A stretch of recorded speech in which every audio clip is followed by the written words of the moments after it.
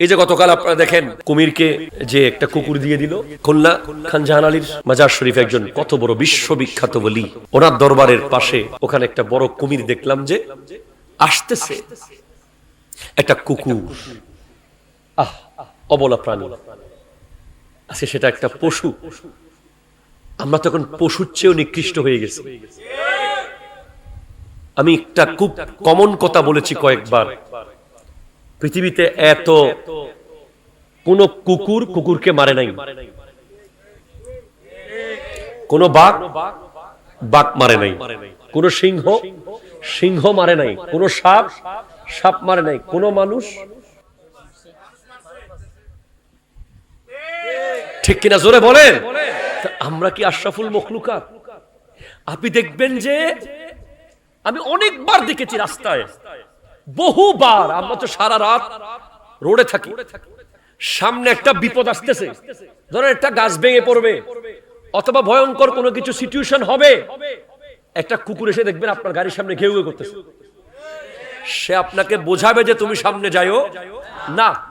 কয়দিন আগে দেখলাম যে হঠাৎ একটা পাখি এসে একটা গাড়ির সামনে ধপ করে পড়লো, এরপর দেখলাম যে গাড়ির ড্রাইভার খুব স্পিডে ছিল, সে গাড়ি থামিয়ে দিয়েছে। কতক্ষণ পর ড্রাইভার দেখে যে সামনে যদি আরেকটু যেত স্পিডে রোড শেষ হয়ে যেত, সে বিশাল বড় খাদের মধ্যে পড়ে গেছিল। আল্লাহ তাআলার সৃষ্টির প্রত্যেকটা প্রাণী যেগুলো মানুষের জনকল্যাণে কাজে আসে, মানুষের ক্ষতি করে না, কুকুর হচ্ছে ওয়াফাদার, ঠিক কিনা জোরে বলেন?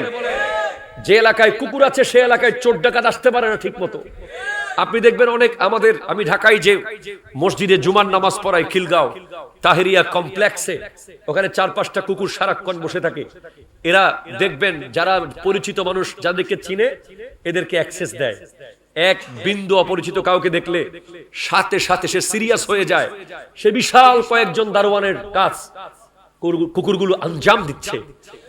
এই কুকুরের কথা কোরআন শরীফে আছে, আসহাবে কাহাবের কুকুর।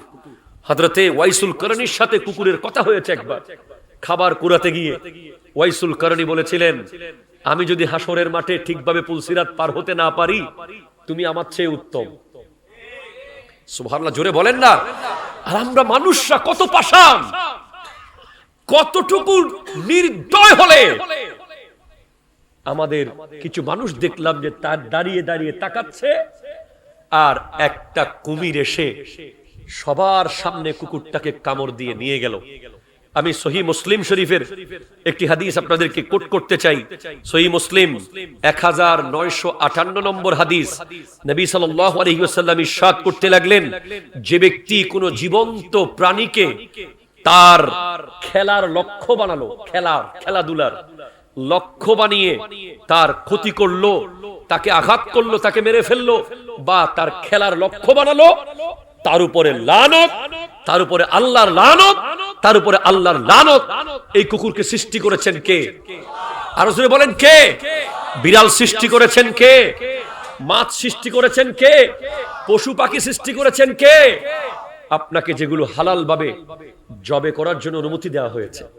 আপনি জানেন কোরবানির সময় আপনি দেখবেন যে কিছু এলাকায় কাবিল কিছু ফোলা আছে, আরে বেটা কাউকে লাগবে না, আমি একা যথেষ্ট। গরুটাকে উল্টা পাল্টা টান মেরে নিচে পাথর কিচ্ছু দেখে না, কোথায় ফেলতেছে? গাছে বাসে ফেলে দেয়, বল দেখায়, বল আছে না নাই? বল দেখাতে চায়, এটা বল দেখানো জিনিস না। আবার অনেকে দেখবেন যে আলসেমির কারণে মাত্র 5 মিনিটের কাজ ছুরি ধার করা, এটা ধার না করে ঘর থেকে ছুরি একটা নিয়ে আসে, পশুর উপরে অন্যায় ভাবে মনে হচ্ছে জুলুম করতেছে, সে চালাইতেই আছে, কাটতেছে না। এই নির্মমতা, এই নৃশংসতা কখনো করা যাবে না, ঠিক কিনা জোরে কথা বলেন? আমি তো পরামর্শ দেই যে আপনারা যারা কোরবানি করবেন, আপনারা কোরবানির পশু কমে 1 সপ্তাহ আগে কিনবেন, কমসে কম কয় সপ্তাহ আগে? যদি 1 মাস আগে পারেন আলহামদুলিল্লাহ, যদি 1 বছর আগে পারেন আরো আলহামদুলিল্লাহ। কারণ আপনার উচিত এই পশুর সাথে একটা বন্ডিং তৈরি করা, এই পশুর সাথে একটা মোহাব্বত তৈরি করা এবং আপনার জেনারেশনকে বোঝানো যে এটা কোরবানির পশু, এটাকে এইভাবে আদর করতে হয়, এটাকে এইভাবে পানি খাওয়াতে হয়, এটাকে এইভাবে সকালবেলা এসে গোসল করাতে হয়, এটা আমাকে পুলসিরাত পার করিয়ে দেবে। ঠিক কিনা জোরে কথা বলে? সেজন্য আপনারা অনেকে চালাকি করেন, আগের দিন রাতে কিনলেই লাভ। অনেকে বলে যে দিদি যাইবুগুই বিয়ারি হলে ফালাই ফালাই জালিগুই এত্তে লইম দে, তো আল্লাহতে একবার অনর গরুর বিকিলে লাগে দে, রাস্তাত ফালাই গিয়ে দিবে লম্ফর দে না। এই ধরনের কোনো টেকনিক করবেন না।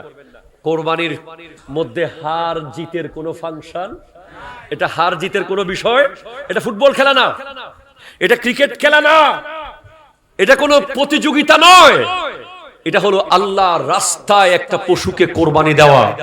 যত টাকা দিয়েই কিনেছেন, জিতলে জিতছেন, হারলে হারছেন, আসল হার জিত হলো হাসরের মাঠে। ঠিক কিনা জোরে কথা বলেন? এজন্য পশুর উপরে জবরদস্তি করবেন না, পশুকে আদর করে ফেলবেন। ফেলার আগে ওই জায়গাটাতে পরিষ্কার করবেন, পারলে ঘাস হলে ভালো হয় পাক্কাছে, এরপরে ভালোভাবে ছুরি ধার করবেন যাতে খুব সহজে কেটে ফেলা যায়, তার জন্য কষ্ট না হয়। কথা বলেন ঠিক কিনা? দরুদ শরীফ আল্লাহুম্মা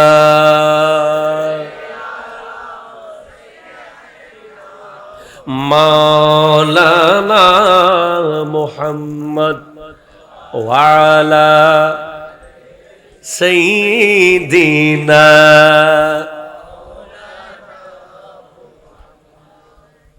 নবীর রওজা শরীফ দেখে ভরে না, নবীর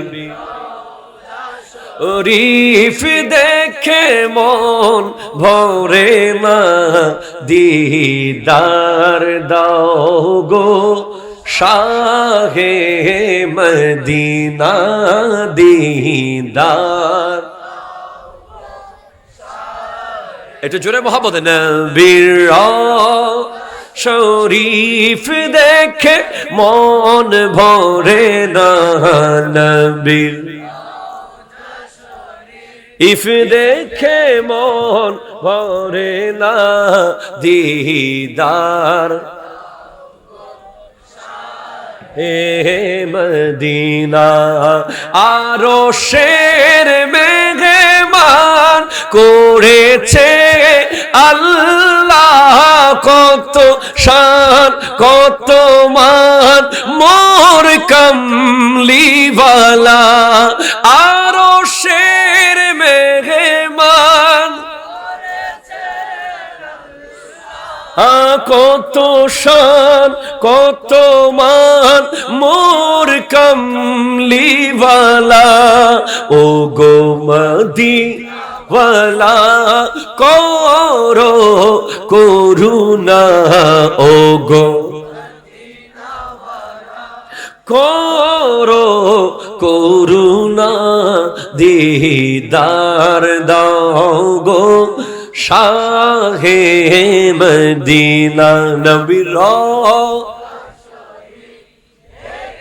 মন ভরে না, নবীর